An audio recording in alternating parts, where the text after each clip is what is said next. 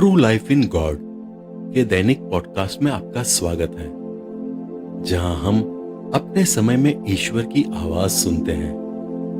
हम उन्हें सचमुच जान पाते हैं और उनके साथ एक और भी निजी रिश्ता बना पाते हैं। एपिसोड 49 मेरी तख्ती बनो। 6 अक्टूबर 1987। मुझे खराब महसूस हुआ और मैं हूं भी। अज्ञानता एवं मंद बुद्धि के कारण मैं ईश्वर को प्रसन्न नहीं कर रही हूं। मैं अपने आप से खुश नहीं हूं। वे मेरे अस्तित्व से कहीं अधिक सही थे। मैं जो उनकी सृष्टि जीवों में से सर्वाधिक बदनसीब हूं। यह कैसे प्रारंभ हुआ, इसके बारे में बात करते मुझे घृणा होती है, क्योंकि अपने बारे में बात करना अप्रिय, अत्यंत अप्रिय पाती हूँ। लेकिन लोग और मित्रगण जानना चाहते हैं कि यह कैसे प्रारंभ हुआ। इसे वर्णन करने के लिए मैं विवश थी और जितना अधिक बोलती गई, मैं अपने बारे में जिक्र की उपेक्षा करना छोड़ न सकी। हद यह हो गई कि मुझे ठान लेना पड़ा कि अब से मैं इसके प्रारंभ की चर्चा नहीं करूंगी। इस तरह मैं अपने बारे में स्वयं को पाने से बचा सकूंगी।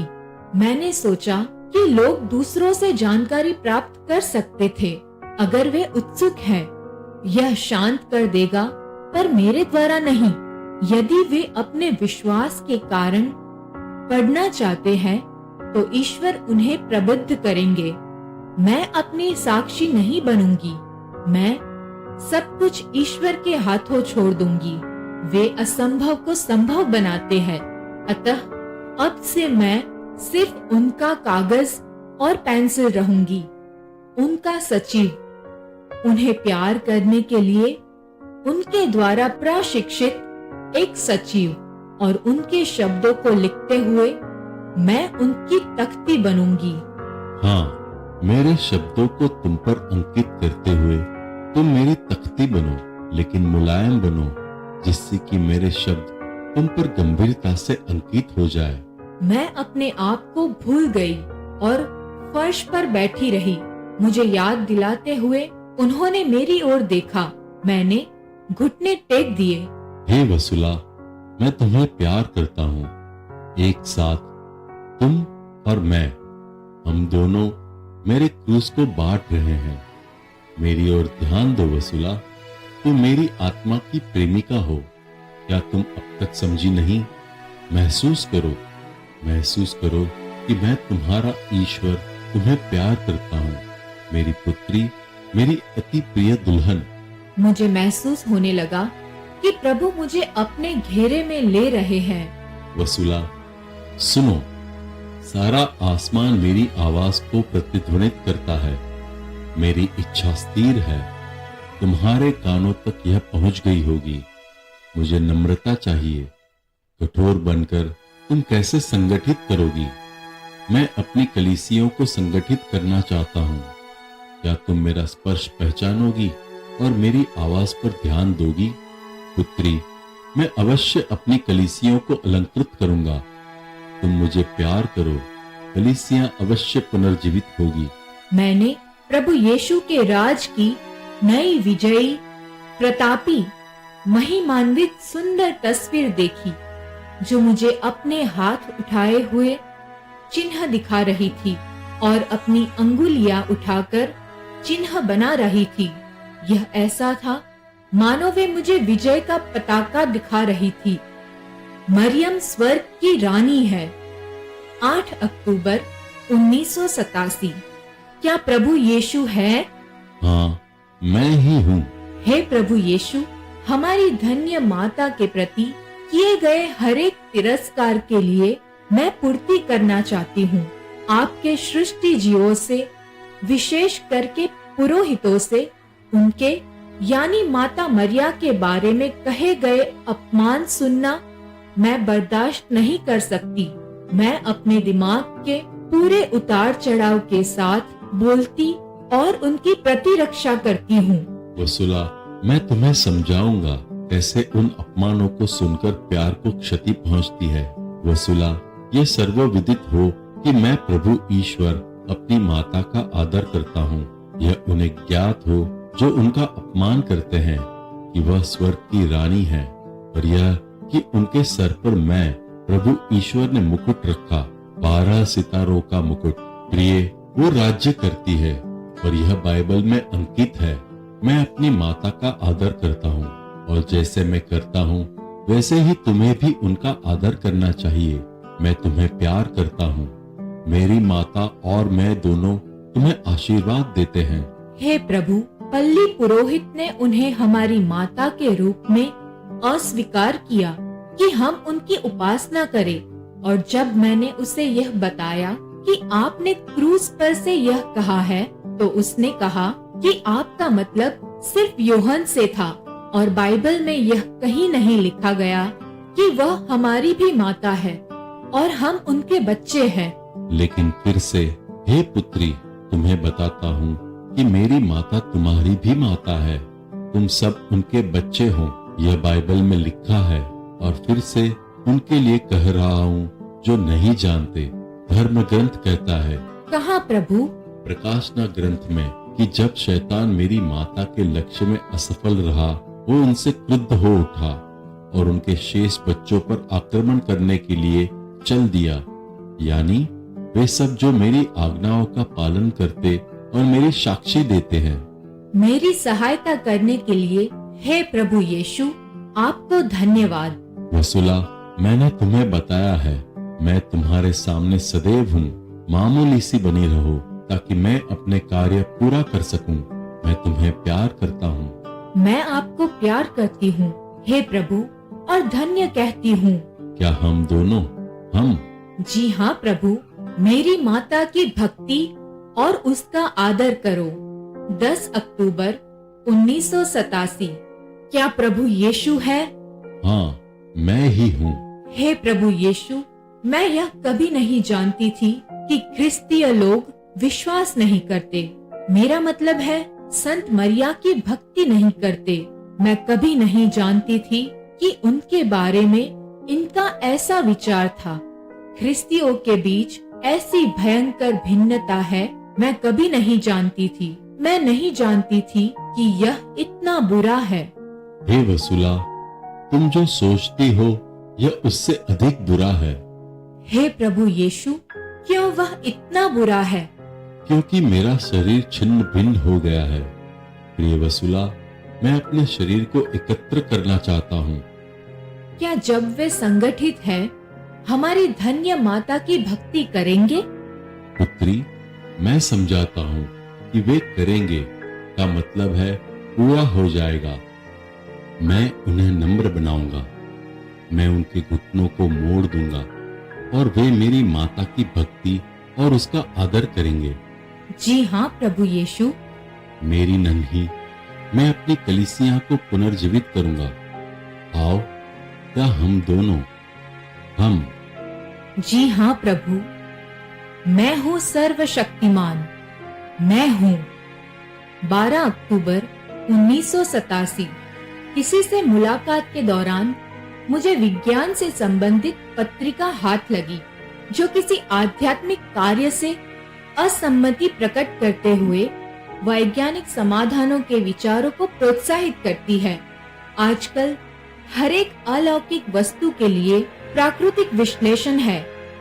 शब्द जैसे कि दोहरा व्यक्तित्व, असाधारण संवेदिक बोध, अवचेतन, विचाराग्रह, सम्मोहन, सामूहिक अथवा व्यापक सम्मोहन या आत्म सुझाव, उदाहरणार्थ शत चिन्ह, स्वसम्मोहन द्वारा सुलझाया जा सकता है। इसी प्रकार स्वगृहित, खंडित मनस्काता या मौन समष्टि ऐसा प्रतीत होता है कि लोग संवेद तर्क संगत विश्लेषण की खोज करना चाहते हैं। आजकल ईसायाह जैसे महान नबी न हुए होते, क्योंकि उनके मामले वैज्ञानिक फाइलों में दाखिल हो जाते। उन्हें खंडित मनस्कों के दर्जे में हिस्टीरिया और आत्म सुझाव द्वारा स्व प्रेरितों में वर्गीकृत किए बिना शत चिन्ह के साथ इतना शीघ्र कोई संत नहीं होते। मुझे ऐसा प्रतीत होता है कि ये ईश्वर के साथ बराबरी करने की कोशिश कर रहे हैं और यह प्रमाणित कर रहे हैं कि वे उसके सर्वशक्तिमान नहीं होने का सबूत उसे दे सकते हैं। ओह भगवान, ऐसा क्यों? वसुला, वे असंख्य है जो मुझ में विश्वास नहीं करते। लेकिन मैं आपसे एक बात पूछती हूँ, मैं सचमुच में कहती हूँ, आप इन सभी सिद्धांतों तथा आपको समाप्त करने वाली शिक्षाओं को नष्ट कर डालिए। वे आपके दुश्मन हैं। क्यों इन्हें बढ़ने देना है? इन्हें नष्ट कीजिए, अन्यथा यह हमारे विश्वास को नष्ट करेंगे। कृपया नष्ट कर डालिए। मैं अवश्य करूँगा। मेरी सुनो, दुखित मत हो, कभी संदेह न करो, विश्वास रखो, लिखते कभी न थको। प्रिय, इसलिए मैं आता हूँ, यह इसलिए कि मैं तुम्हें खोई हुई नहीं देख सकता। वसुला, क्या अभी तुम्हारी समझ में आ रहा है? मेरी नन्ही, तुम्हें पतित होती मैं कभी नहीं देख सकता। दूसरों के बारे में क्या विचार है? मैं दूसरों का गिर जाना भी पसंद नहीं करती। मेरी इच्छा है कि जितना आप मुझे सहारा देते हैं उतना उन्हें भी दीजिए। वसुला, मैं तुम सबकी सहायता करूंगा। ईश्वर खुश लगने लगे। हे ईश्वर, चीजों की अपेक्षा रखने के लिए आप मुझे क्षमा करें। मैं आवेगी स्वभाव की हूँ, लेकिन अन्याय मैं सह नहीं सकती। इतना स्पष्ट होने के लिए आप मुझे क्षमा करें। मैं तुम्हें क्षमा करता हूँ मेरी बच्ची, कहो। मेरे मन में दूसरी बातें थी। मुझे आपको यह बता देना चाहिए, जैसे अभी यह उचित है कि ये लोग अपनी मृत्यु की आखिरी सांस तक भी कायल नहीं होंगे। ज्यादा से ज्यादा अविश्लेषित शब्द के अंतर्गत लिखवा लेंगे, परंतु यह नहीं कहेंगे। तब ठीक है, यह या वह ईश्वर से आता है। मैं उन्हें कायल बनाऊंगा, मेरी शक्ति से परे हैं। मैं तुम्हें वह सब दिखाऊंगा कि मैं सर्वशक्तिमान हूँ। जहाँ कहीं भी तुम होगी, तुम्हें मेरी सर्वशक्तिमता दिखाई देगी। कोई भी आंख उसे अस्वीकार नहीं कर सकती। कोई भी मानव इनकार नहीं कर सकता कि यह चिन्ह मुझसे आते हैं। प्रिय, तब उनके सिद्धांत कैसे प्रदर्शित होंगे? उनके वैज्ञानिक कैसे महसूस करेंगे? उनकी समस्त बुद्धि का क्या होगा? मैं उन्हें दिखाऊंगा कि उनकी विद्वता मेरी प्रज्ञा के समक्ष कैसे दिखाई देती है। उनमें यही एक कारण है। मेरे द्वारा मेरी योजना के बारे में नबूवत कर सकने हेतु तुम पर मेरे शब्दों को अंकित करते हुए तुम्हें उपयोग करने का मैं प्रभु ईश्वर आदि में था, अब हूँ और अनंत काल तक सदा रहूंगा। और यह तुम पर निर्भर नहीं करता, यह मुझे नहीं देखना कि मैं हूँ। हे प्यारे प्रभु, जिनकी आराधना मैं करती हूँ, मैं चाहती हूँ कि यह योजना अभी आज या कल के लिए है। मैं अपनी योजना पूरी करूंगा वसुला, जैसे कि मैंने हमेशा वह सब पूरा किया जिसे मैंने शुरू किया। मेरी नन्ही, आओ हम प्रार्थना करें। प्यारे पिता, मैं आपको प्यार करती हूँ। मैं आपको धन्य कहती हूँ। आपकी दया के लिए मैं आपको धन्यवाद देती हूँ। मुझे अपने योग्य बनाइए ताकि आप मुझे पूर्णतः उपयोग करने में समर्थ हो। आप जैसा चाहते हैं वैसा मेरा उपयोग कीजिए। मैं आपको प्यार करती हूँ। आमीन। प्रिय, मैं तुम्हें आशीर्वाद देता हूँ। मेरी ओर देखो। मैंने उनकी ओर देखा। आप मुस्कुरा रहे हैं। इसे लिखो। और आप मुस्कुराते समय मुझे अपनी गतिकाएं दिखा रहे हैं। मैं तुमको प्यार करता हूँ। मैं भी आपको प्यार करती हूँ। हे प्रभु, प्रेम आप में प्रेम उत्पन्न करेगा। 13 अक्टूबर 1987। मैंने शयन कक्ष के द्वार पर प्रभु यीशु को देखा। मैंने अनुभव किया कि वे मुझे लिखने के लिए निर्दिष्ट कर रहे हैं और वे मेरा इंतजार कर रहे थे। मैं द्वार पर उपस्थित थी। उन्होंने मुझे कहा, आओ तुम मेरे साथ काम करोगी। कभी कभी यीशु मुझे बताना चाहते हैं कि मेरी बुद्धि ठीक है। मैं तुमको बताऊंगा कि क्या होने वाला है। ताकि अब से जो अपने को चतुर समझते हैं वे मेरे कार्यों में विश्वास करेंगे तथा अनुकरण करेंगे। पुत्री, मैं अनेकों को चंगा करूंगा। मेरे शब्दों को पूर्ण करते हुए प्रेम तुम में प्रेम उत्पन्न करेगा। मैं अल्पावधि में ही तुमको बताऊंगा कि ये बातें मुझे वसूला से उद्भव होती है। मैं प्रभु हूं। मेरी प्यारी, तुम मेरे लिए आओगी। मुझे सुनो। कुछ दिनों पूर्व जो मैंने तुमसे कहा था, मैं तुम्हें उसका पुनः स्मरण कराना चाहता हूं। इसे चहु और ज्ञात होने दो। मेरे शब्दों का प्रसार करो। मैं प्रभु गारा बंडल के अपने बच्चों को आशीर्वाद देता हूं। मैं चाहता हूं कि वे मेरी सुने।